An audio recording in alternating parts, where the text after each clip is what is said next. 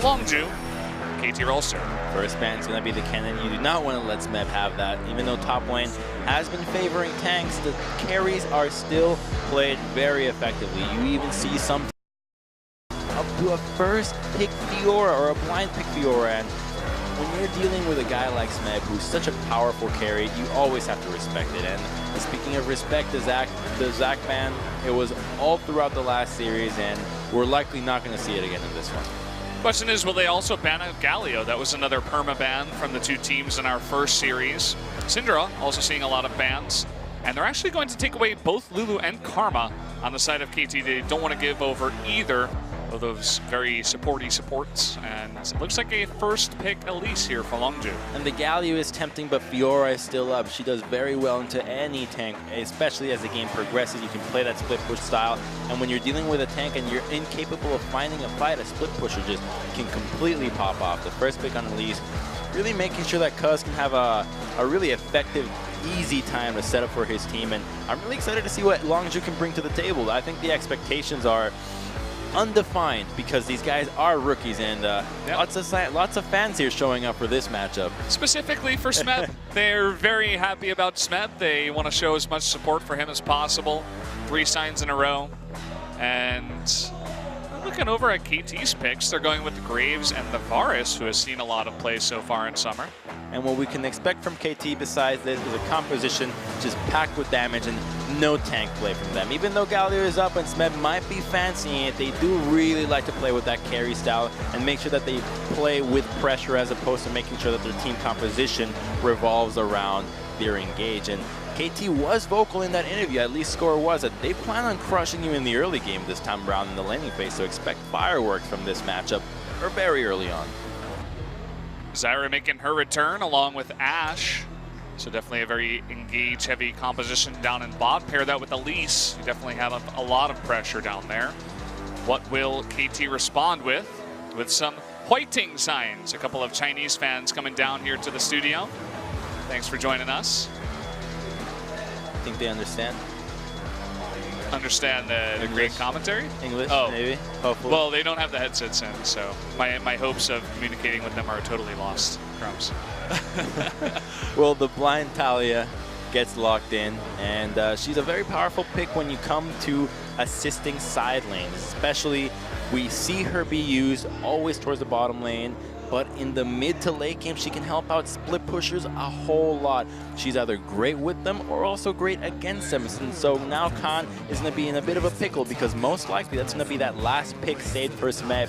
A counter pick on likely the best top laner in the world is a very deadly combination.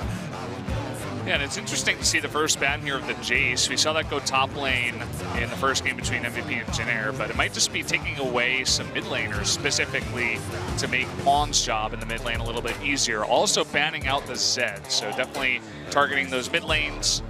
What will be the 5th and final ban for Longju? You gotta give respect to VDD at this point. Zed is such a powerful pick, and when you're dealing with squishies, and now he steals AD, and when you're dealing with champions like a Graves or a Varus, he can really actually hinder your ability to deal damage back. So Zed ban, I like it. You know, it's a new patch. You don't really know what they've been practicing. You gotta make sure you're prepared for it. And if Fiora ban comes out right away, are they gonna prioritize Galio now that the kind of the biggest pick against it has fallen off the table? Perhaps, but it's just not KT's style. And, well, you can't deny the strength of such a powerful pick. See if they actually lock it in. Only 7 seconds left. That's a couple of deft Whiting signs. Okay, they're going to switch it over to the Misfortune, so they're not 100% sure. Could also be some mind games saying, hey, we're thinking about the Galio. Well, they still want to make sure that they save that counter pick. Even though the Galio would be a powerful pick, it doesn't make too much sense to save counter pick for the final rotation. So making sure that Smeb... And I'm curious to see what happens if Longju decide to go for the Galio. There are other picks that might be a little bit more obscure into this, but we just don't know that Smeb might be practicing. But like Jarvan will get locked in, and that's going to be a blind Jarvan top. And what does he have into this? Well, the immediate hover on Gnar. By the way, the Orianna was also picked, so we will have Orianna for BDD. A hover doesn't mean anything, just like a hover hand. Means nothing, just that you're hesitating, that you're too scared to actually make the pick. Okay, Gragas. So neither of these teams picking up Galio. It seemed like Smeb did not want to play Galio into Jarvan.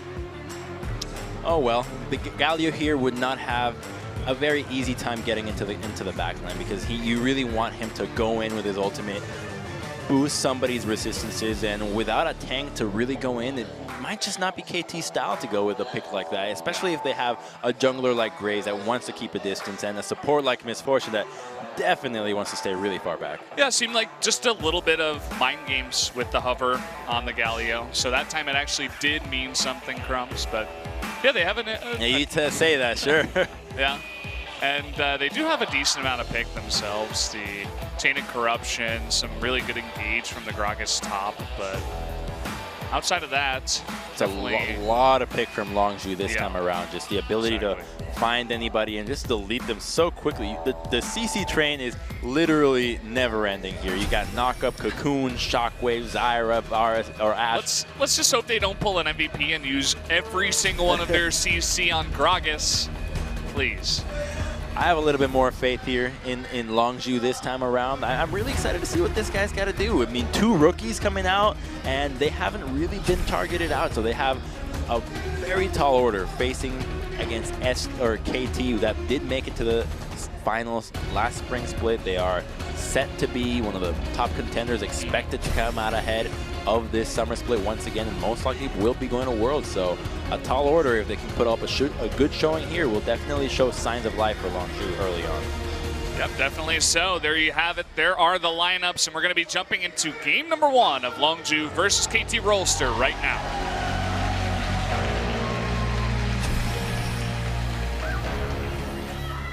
Looks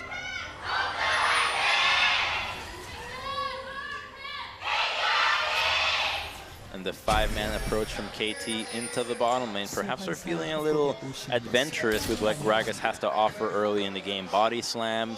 Yeah, they're looking for new experiences in the bot lane. Gragas never quite felt something like this before. He gets some. I'm sure due to his alcoholism, he's felt lots of things. I think he saw that, but okay, the slow's going to come down. Can they actually land anything? It doesn't look like it. He does get a lot of stacks off that spell fees, and Longzhu will respond with warding the red side jungle. So in the end, I'd say victory of this little exchange goes to Longzhu. They get advantage of vision, and they will be able to scout out where Score's route starts and predict where it ends. Khan hanging around here. He looks like he's just waiting to put down the ward. It's only 60 seconds on that trinket, so you want to make sure you have as much time as possible to see as much as possible. It looks like it will be a red side start here for Score. Will it be straight to the red, or will they do the Raptors? Raptors is more common. It looks like he is going to head that way now. Yeah, the Raptor start is a little bit safer. When you get scouted out, they have to at least acknowledge the possibility of the red buff being warded. And if you were to do red buff, then it gives a bit of a tell, because oftentimes we'll see Graves go for a red into an invade right away, and an Elise that is not level 3 and doesn't secure a blue buff can struggle quite a bit in the early stages of the game. Score chilling on that ward. They see exactly what's going on, and I love that they hand over this Ash Zyra to the veteran bot lane of Prey Gorilla. They're really relying on these guys to make the picks, to get the kills down into the bot lane. Even though Mata does get the Misfortune into the Zyra, it's still, you know, it offers Prey and Gorilla an opportunity to carry their team from the bot lane. And we'll see if they can actually do it. They're going up against a very mechanically skilled Deft and Mono lane, of course. And Prey definitely can carry on Ashe. He's one of those first guys that has been popularizing the pick for so many years. Even before she got slightly changed in the way that she worked, he was always playing that Ashe and making so much use out of the Hawkshot, and expect him to really utilize that to keep tabs on Score, one of the best junglers in the league. And if he can get influenced by the vision that Prey can provide, then perhaps his pathing gets nullified, but he's already making some moves early on and will be counter-jungling and in a great position to go for a gank from behind Longzhu. Yeah, and by the way, it doesn't seem like they have any idea, because there were a couple of pings up in the red side jungle of KT. Back pings probably by Cuz saying, hey, Graves is probably on his red side right now, but he's actually just counter-jungling him towards bot, and Gorilla is incredibly low. Once this wave hits, but there is a ward to scout out things a little bit earlier from Longzhu in the back of them, but KT Kate Score still waiting around in the wings, and here we go. There he is. Slightly late reaction. He does have that red buff. Trying to just get as many summoners out as possible. They will get the heal. That's about it. It's a cute trade, not too much time wasted. Got the counter jungler so that he got the objective that he wanted and was able to help out the bottom lane. That's the kind of gank that you want to have. And now they're going to try to dive top, but Smeb is quite difficult to gank with that body slam. Whoa! And there's no minions here. Cuz is going to eat it. Will be forced to repel. Whoa! And it looks like they might get out alive. Smeb is not going to chase, but definitely not the cleanest top lane dive gank from an Elise I've ever seen. That is not an easy champion to dive, especially if you pull it off like that. And Smeb can be happy about that one because at least wasted her time. And for only a flash burn on the champion that's as tanky as Gragas, sounds worth it to me. Doesn't seem shaken at all. Seems totally fine. Stoic about it. Not even close. He knew it wasn't going to happen. He's like Faker. He sees 5 seconds into the future, knows his death is not there. Yeah. It's pretty cool to see that. I mean, it's Smeb up against a couple of rookies, and you know, all eyes on them. Maybe a couple of nerves coming out from the top and jungle from the side of Longju. BDD, no sparks from him in the mid lane just yet. Can't really expect too much this early on from Orianna Talia, but here comes Cuz. Not feeling it. He's got Talia has cleanse, so it's a bit of a tough gank to go for without Orianna being level 6. So he can definitely play really aggressive right now until that shockwave comes online. And at that point, then he has to be a little bit more respectful of the Elise game. Elise is still hanging around, but really what she was able to do is get a couple of deep wards towards the blue side of KT. We'll actually spot out Mata hanging around there. Those are great wards to have, right? You know, Gray splits the map top side, you go to your own side, you start getting the vision that you can, and you always prefer deep vision. Deep is always the way to go here with your vision, and he does so accordingly with that trackers, or that jungle upgrade. And so with the boots, the mobility that he has allows him to kind of run rampant around the jungle while Score is going with more damage with that upfront longsword. We're taking a small look up in top lane. We do see that the Jarvan is ahead in the CS just by a little bit, about 6 or 7 CS. He has to be respectful of his flash being down, of Elise going for a return gank, of being pushed in. Jarvan does offer quite a bit of pushing power with his Q, and the damage that he deals with his passive is pretty hurtful towards tanks that are as beefy as Gragas. He's attempting to trade here, but with the build that he chooses, he doesn't have too much mana sustain. Obviously, just the corrupting pot. Score hanging around bottom. Doesn't look like they're too close, but Pawn, he wants to, if possible. There are pings onto the red side, so they know that Elise is around and they're going to retreat. Not worthwhile the effort. And if you take a look at the vision in the map, everything is in the red side for KT. The river is littered. The entrances to the red side jungle are guarding the blast cone, guarding Elise from possibly repelling in. Immediate ping goes onto Elise the second she leaves the jungle, and so Pawn reacts accordingly and will not die or take any harass from BDD. Seems like they really wanted to set something up there, but nothing really happening. Taking a small look into the bot lane, looks like actually Deft and Mata are ahead once they clean up this wave. Deft should be about 7-8 CS ahead. He already has that BF sword. Yeah, it's a great item early on, and we might see that Essence Reaver coming through. That's been very popular in the previous game. But the Hawkshot does end up seeing Score, as we saw while he was clearing that Raptor camp. So they are aware that the jungler is in the top side, and so Longju can play aggressive. You see them here being much further up, and even though they don't have any vision, that Hawkshot means that they know that they have at least a couple of minutes before they were to be in any danger of being ganked by Score. Cuz pretty close by, but the bot lane so far is not level 6 just yet. Looks like he will recall. So he has farmed up to 38 CS and should have a nice chunk of gold to buy something on his way back. He buys the Etherwisp, gets some little movement speed, comboing with the boots. I love that purchase. Instead of going for the crazy Mobies that we see some Elises go for, which is putting all your eggs in the early game basket, he makes sure that he's a little bit evenly dispersed to make sure that he can not only provide vision for this team, but be be in a good position to go for ganks and move around the map effectively while farming well because of the extra ability power. So we're expecting some fireworks to go off sometime.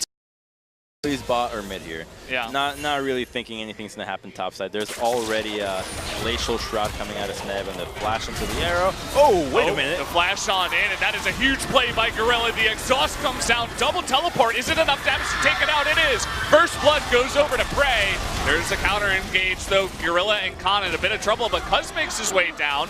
Gonna trade 1-for-1 for now. Some fighting actually between the mid lane players. And it looks like Khan will actually pick up Mata on the backside of that. The Cocoon just barely misses Smeb. He's gonna flash on in for Smeb. There's the double kill for Khan. What a play. They're able to go 3-for-1 here as Longju on top of KT. Great TP there from Khan, but most of all, that engage from Longju was really cool to see. The arrow gets flashed, but Deft still in range of the flash root from Gorilla, and the follow-up is immediate. The Strangled Thorns, the Grasping Roots, the combo is just so powerful to deal with, and when you're dealing with so many plants that are also empowered in their attack speed, and they're hammering away at a measly level 6 Varus, he just doesn't stand a chance. Yeah, I can't wait to see that replay actually, because there was a bunch of stuff going on. Like we had BDD and Pawn fighting in the river, and there was a fight. It looks like Mata got a little bit too out of position. Let's take a look at that right now. The arrow gets flashed, but just a perfect position here that can hit a two-man root. Mata does sidestep it, however, but the exhaust from both sides makes sure that the fight lasts long enough for the teleports to come through, and immediately Jarvan just so darn strong right now. Nobody able to focus him because Elise is coming through. And in the river, Talia and Orianna messing with each other, making sure that nobody gets to the bottom lane on time. But Orianna does lose that trade, so we have to keep tabs on her because she no longer has summoners. And that would mean that a gank in the mid lane can be very rewarding. Good presence by BDD to actually follow up for the kill onto Smeb towards the end of that. She actually helped out with the shockwave to lay down that last bit of damage and help Khan pick up the double kill. So great communication. Like, give me the ball, I'm flashing in, I'm using shockwave, whatever they might have said. It looked wonderful. And for rookies, that's some great synergy right there coming out of Longju, a team that struggled last split, but this time around maybe reinvigorated with new blood. When you mix it with old talent that is as resilient as Prey and Gorilla, you get yourself a lineup that is always powerful. It's such a great combination to have in pretty much any sport, in any endeavor. You got young and old, and the young inspires the old gets invigorated, and the old gets invigorated. I don't even know what to say. I had it, man. It was so good. It was right there. Dang it. You gave yourself the alley-oop, and then you tripped on a plant, but it's okay. The old provides the wisdom for the young, I suppose. Yeah. Well. And I mean, that's what I was saying, you know, in the bot lane there. It's okay, hold that thought. So much damage. Okay, he's not going to go in though. Score incredibly low. Lots of burst damage actually, Cuz not going to take the chance. And Khan, he's very far ahead. He's going to make that opportunity up in the top lane for himself. Gets a solo kill on the back of that. And even though Khan is significantly far ahead, this is a matchup that does benefit the Jarvan. He's capable. He had pressure the entire time. That's why the gank was able to happen in the level 3. And even though it wasn't successful and actually ended up going the way of KT, the pressure still benefited Longju. And now he's a 3-0 Jarvan, just poised to take over this game.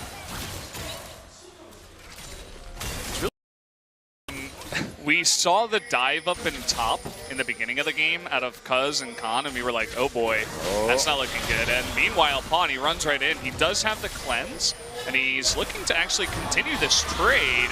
Great sidestepping from Cuz. Yeah, that's not going to work out, though. Pawn will eventually get some help from Mata, who does clean up the kill. Getting, you know, some happy feet there, some fancy moves, but didn't work out. Yeah, as soon as he put himself in that position in the river, he knew that there was no way out, so he had to stick to fighting. The Graves collapsing, Misfortune just so fast and moving from bottom to mid lane that becomes really obnoxious when that Make It Rain hits you, especially in Elise that is at such a low magic resist level when your runes are also including more ability power in your glyphs, and she's just really susceptible to dying to magic damage. Very true. And we're taking a look at the bot lane once again. As I was saying before, these guys, Prey and Gorilla, there was some pressure on them to make a play early on, and they did make that play. They won the 2v2 before all the teleports came in, and eventually Longju did win the fight.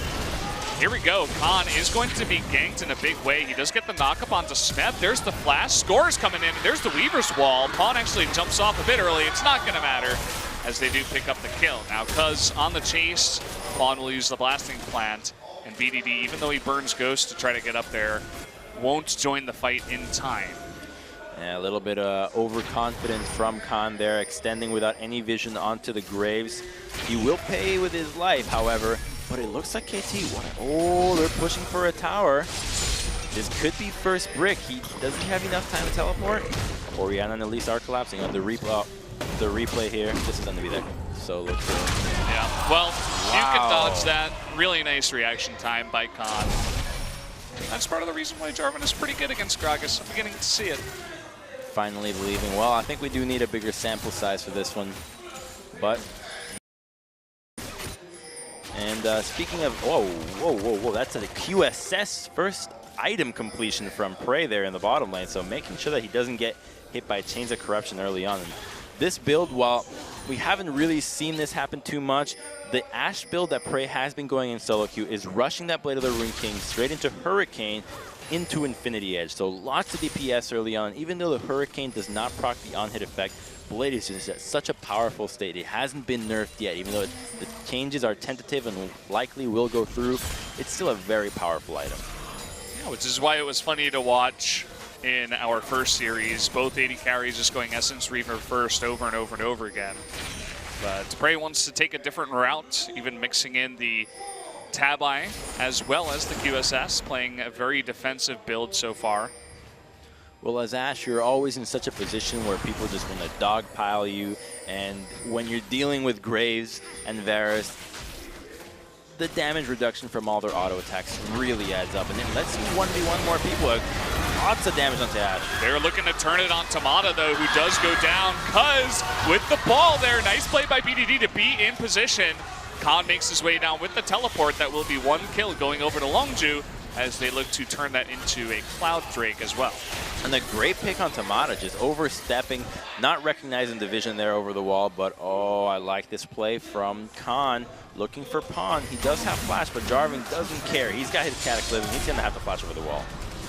Nice reaction there. It seemed like he knew it was coming, but still had to burn that flash. Prey getting frisky. Defending that control ward with his life, and that's my bush. Oh, look at that. Smeb is going to be able to take down first brick for himself, and even though he was struggling in lane, none of it matters anymore. Ooh, missed Shockwave meanwhile. Well, BDD was looking good up until that. I'm sure he's unhappy the Observer caught that at the last second. Nobody gets happy when the Observer sees all your mistakes. you always assume that the Observer is always on you.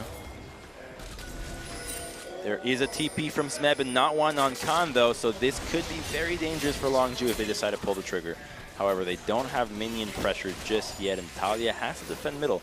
So I like what Longju's doing here. They, instead of reacting to the play bottom, they're looking to make their own play happen in the mid lane with Orianna and No Jarvan. more flash. Here comes Khan. Can he get in range? No, is the answer. So Khan looking to make that play, as you were saying, but it doesn't pay off.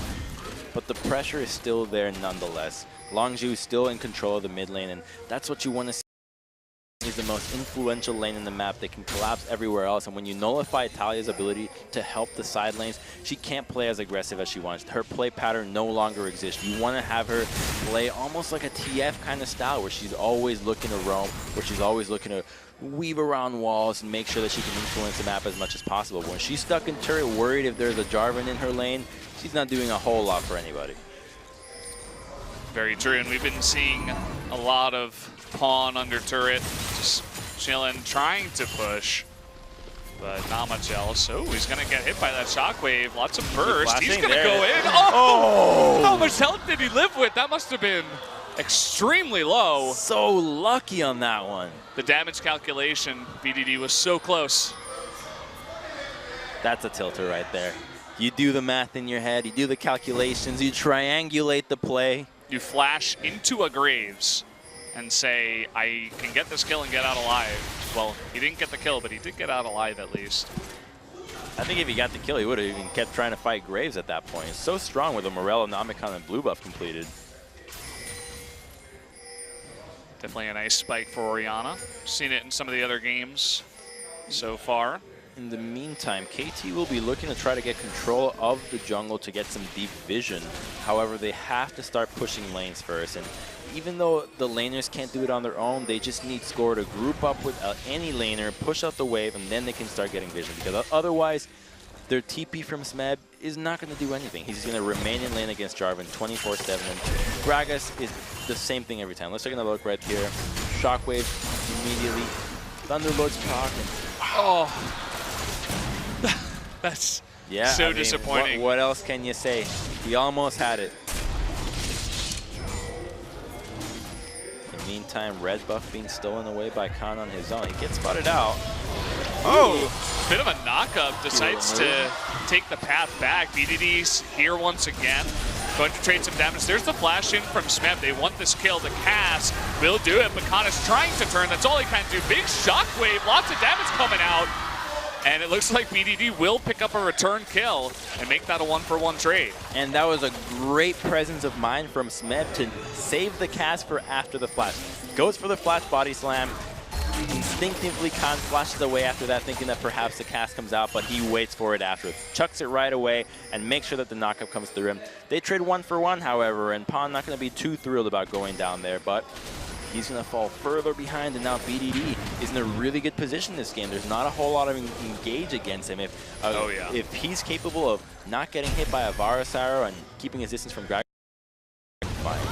So we were wondering how these rookies were going to do when they come in, and so far Khan has been doing quite well. His escape patterns, he did about as well as he could have. He even tried to dodge the cast. Oh, and that cast was just double the value because it also knocked back BDD, preventing him from dealing some DPS. But quickly a TP bottom lane. That's 2 TPs. Yeah, TP coming down. It looks like actually Gragas will come in, but they do get the kill onto Deft. Now BDD is here in position. Big cast, Gorilla knocked on in, but Smeb will trade his life for it. That's a 2-for-1 in favor of Longju as BDD picks up another kill. The reverse flag toss knocks up Smeb, and now Longju poised to go for a tier 1 bottom lane. That is a really big deal for them. They're starting to open up the map and answering back the turret that KT was able to get by Smeb, just staying in lane as opposed to helping the team out with a teleport. And actually they choose not to. Yeah. KT who just recalled bottom lane and choosing to just play it slow, getting the advantage that they wanted. There is a dragon in 40 seconds, so they likely are going for that. Well, Gorilla gets caught here, and things don't look quite that good for Longju, but the TP comes in first from Khan, and that's when things turn around for KT. Brave very confidently stepping forward, trying to get that kill, and they pick it up, but then BDD gets there before Talia. She's not even in this fight, and they're able to trade that one. And the double flag toss from Khan, just such a nice play to see. The cooldown reduction helping him out, doing that with that Dragon Strike, making sure that he can knock back Smeb. And that's not a play that you expect and see a lot of time. 2 knocks up with 1 flag. Well, look at this. Arrow straight to the face, and Pawn is taking way too much damage. Will survive, though, as Gorilla actually oversteps his boundaries. Now it's prey against the world as the rest of his team tries to come on in here. Looks like also Khan from the north side. Mata and Deft might be in a bit of danger if Khan dives this. They will jump on the Deft, who has no flash, and that will be another kill given over to Khan. And I love the decision from Khan to go on the easiest target. Don't overcommit. I know there's a lot of people low, but you make sure you go for the guy that's right then and there. Easy kill, and that's going to net them a Fire Dragon, and that's going to be huge because everybody on Longju makes great use of increased ability power and attack damage. I have to say, this Longju team is looking a lot cleaner than from what we've seen. BDD, his positioning, he also looks super clean too. Everything that he does, it seems very well calculated. Reminds me even of Faker. You know, a lot of people like to make comparisons. Oh, easy there on that one. I don't know. It looks very similar, his play style at least. And Pawn, he gets extremely low, but he sets up the play. Gorilla into this one. And the collapse here. Watch Khan. This is just beauty right there. Yes, he could have gone for misfortune. maybe it could have net something, but he was going to get chunked. Most likely would have died. You kill the guy and you go for the dragon, and that's why Longzhu didn't go for that turret. They wanted to just get that fire dragon, prioritizing the objective that really benefits them, and they're really in the composition that I would have expected KT to have this time around, with a pseudo tank at least in the top lane, as opposed to a full-on tank like the Gragas. So this time with the combo here, he's denied that twice in a row now. Smeb is going a bit low, but Score will get up into the top lane first. And here comes Mata too. So Khan, he might be taking one for the worse. He's trying to escape. Here comes Gorilla, and he will be saved. That was 3 members committed to the gank, and Khan gets out with his life. They're able to take mid-turret in the meanwhile, as well as bot lane. Just so tanky, unable to die. Gragas took so long to just get Jarvan at half HP, and remember, this guy got a buff to his golden ages, that shield that makes him really obnoxious to deal with, and that allows him to slow everybody else, keep him intact, and keep him alive as long as possible for Zyra to get there and kind of force KT to retreat on the chase. So you can see Is that water that she shoots? There's like no damage. She's just flinging pool noodles at the Jarvan. Nothing's hidden. And gets away. It looks like he had a bit of magic resist before that even went down. Maybe he went back and bought that. But either way, it didn't look like they had enough damage to clean that up. Khan's going in. Oh boy, Mata does not have his flash. That's a free kill. And maybe a wasted TP. Yeah, it is. That TP will not amount to anything. And I have to say, I'm loving the Khan play here on this Jarvan, just using his abilities off cooldown every time, just being really aggressive and extending his lead whenever possible. This is exactly what you want to see when you have the advantage, and really promising to see this as a game 1 where you're faced against a team that made the finals, that is destined to perhaps have greatness in them, and he doesn't care. The stats, the names, the legacies, not a big deal. Super confident on the play. He gets ahead 3-0, goes to 3-1 with some overconfidence, but then he takes a small step back, and ever since then, he's been really clean. This Longzhu team looking quite good so far, even with all the new players in the lineup. Very coordinated. That coordinated vision is all around the Baron side now. It's post 20 minutes, they can go for it, but now they have to make the decision. Do you go for Mountain Dragon, or do you go for the Baron? The Baron can be a possibility, but does rely on KT to make more mistakes, whereas the Mountain here would mean that in a little bit more time, the Baron becomes a lot more attractive. And Longzhu will see what they try to do on this one, but both options are definitely viable. It's just a matter of the flavor that they want to take. Yeah. And Prey actually denied the recall of death twice in a row. Very obnoxious. Looking for a pick onto a pawn that has cleanse and the Banshee's Veil. Wasn't really in a dangerous spot either.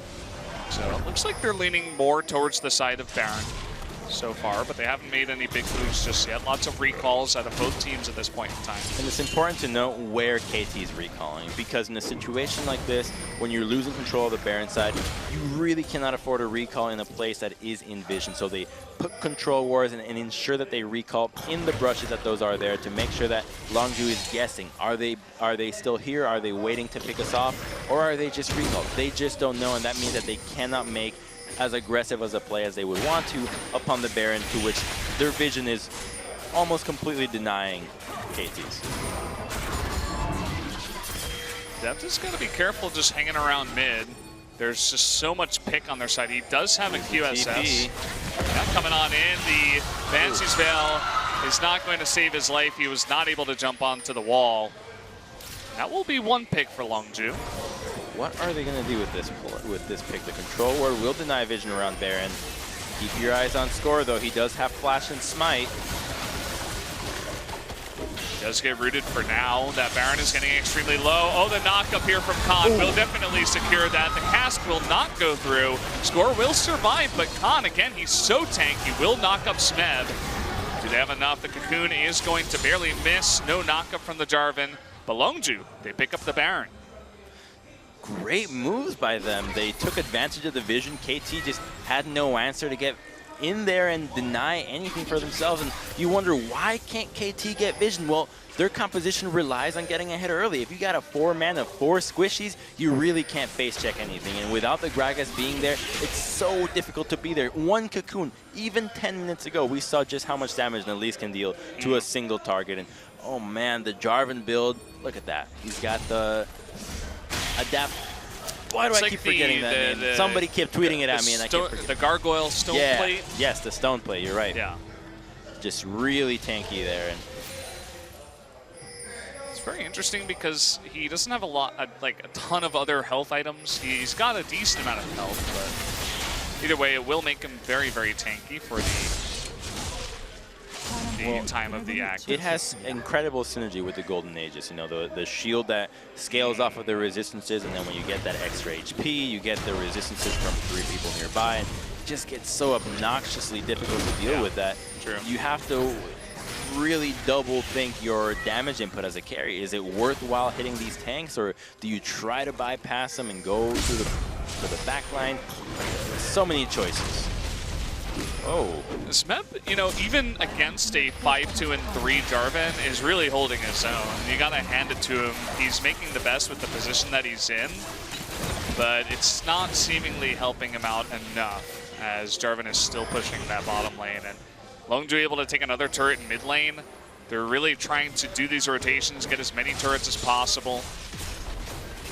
Next up is that tier 2 bottom lane. And there's no ward for them to go for a flank or any crazy play of the sorts. It would most likely have to be a flash body slam from Gragas, but they're just going to give this up. Varus is nowhere to be seen, and Longju looking really good here, to be honest. I'm quite impressed with their play. They seem very disciplined in the way that they're approaching this Baron.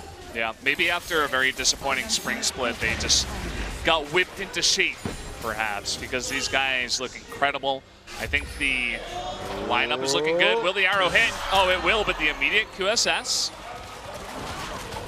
Well, at least they get the QSS. That was a cool QSS from that. Very quick reflexes. And one of the best AD carries in the world, easily able to dispel the arrow immediately.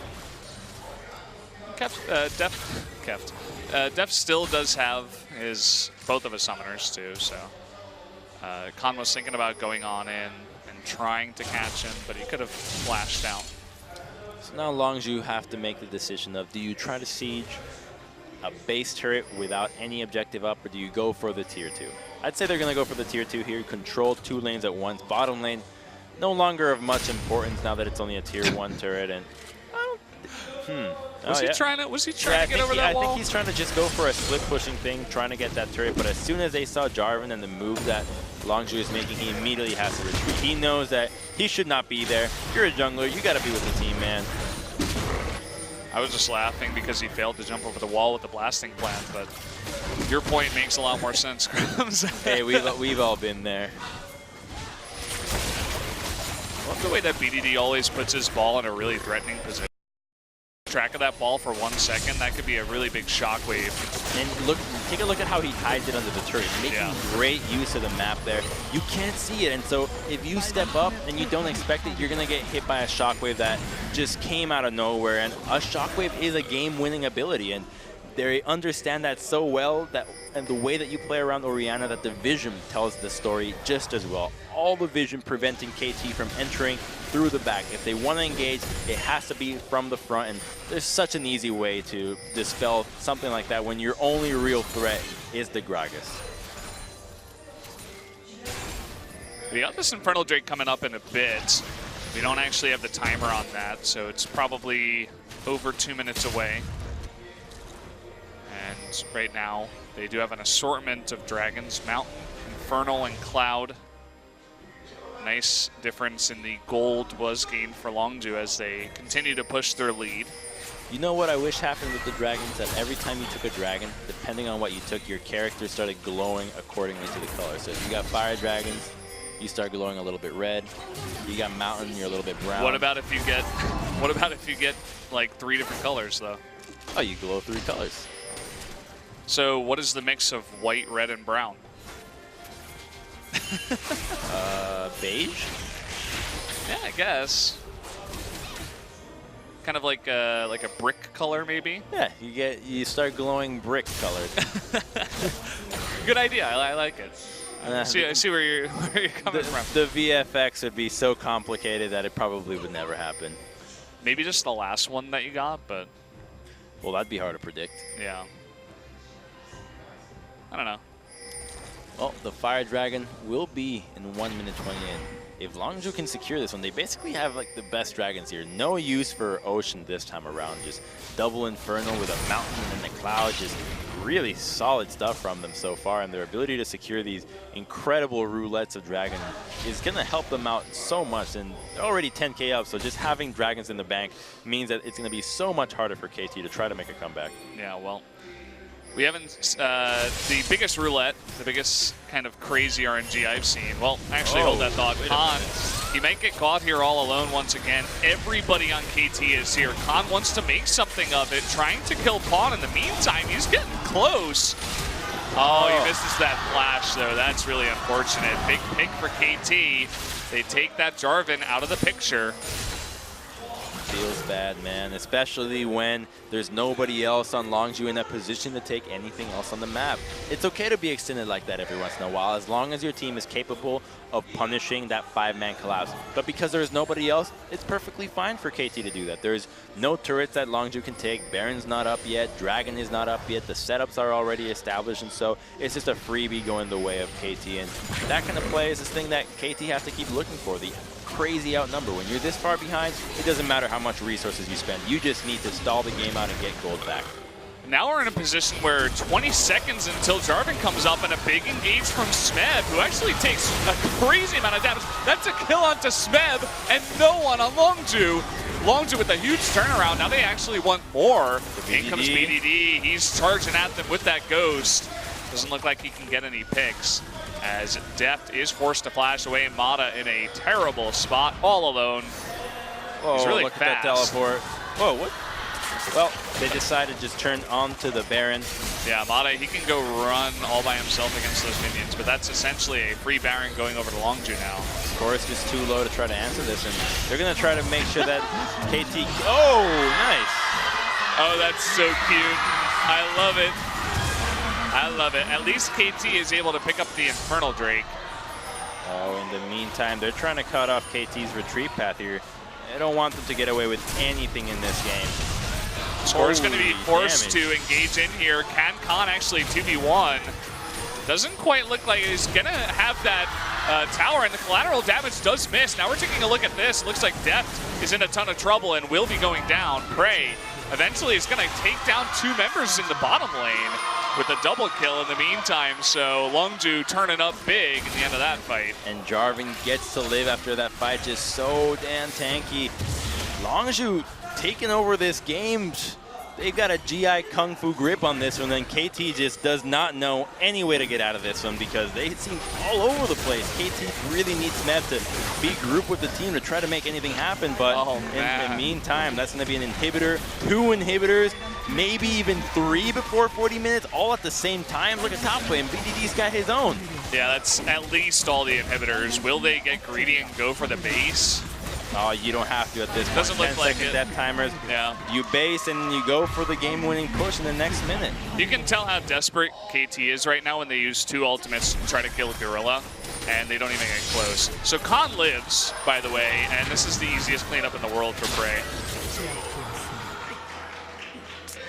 They got to start thinking about game 2 already, because to try to come back from a triple inhibitor situation is one of the most difficult things in League of Legends, especially when the Baron is only halfway through. That's 3 waves of super inhibitor or super minions coming into your base, and the wave clear there against those empowered minions is nearly impossible to deal with.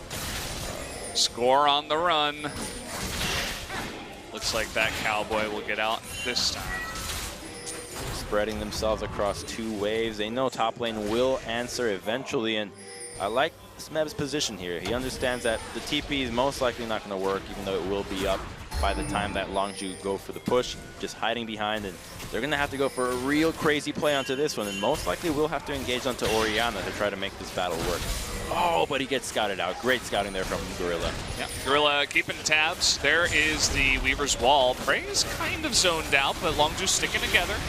Get that cocoon onto Smeb, and they're immediately going to town on those Nexus turrets. The Baron buff super minions is just way too much. Good cast got to Gorilla, but it's just too much at this point. 2 members are going to go down. Now it's the cleanup crew. Prey going to pick up another kill. Down goes Score. Mata is the only one to survive with his life in a very dominating game. Number 1 goes over to Longju. And dang, this team is exciting for this new split. 2 rookies coming in. BDD, a guy, you can practically consider him a rookie, not having much success. And now this game, they can take down KT game 1 and very dominating fashion. It was really fun to see these guys play, especially Khan. It would be incredibly surprising to not see him get MVP. Just such a stellar performance, and I love the proactivity out of this guy. Just making sure that he's always looking for plays, rotating towards mid lane, looking for dives, forcing flashes in the team fights, drawing so much pressure in this top side of the map, and all from one small gang at level 3 that didn't even net a kill. If you give this guy more leads, what else can he do? Well, he did get that Jarvan versus Gragas matchup. I'd say it's pretty nice for the Jarvan, but it really wasn't, you know, we talk about the gank, the dive, that did get him ahead, but it really was his global presence and the plays that he made in the bot lane, the double kill, the incredible knockups onto multiple members. He definitely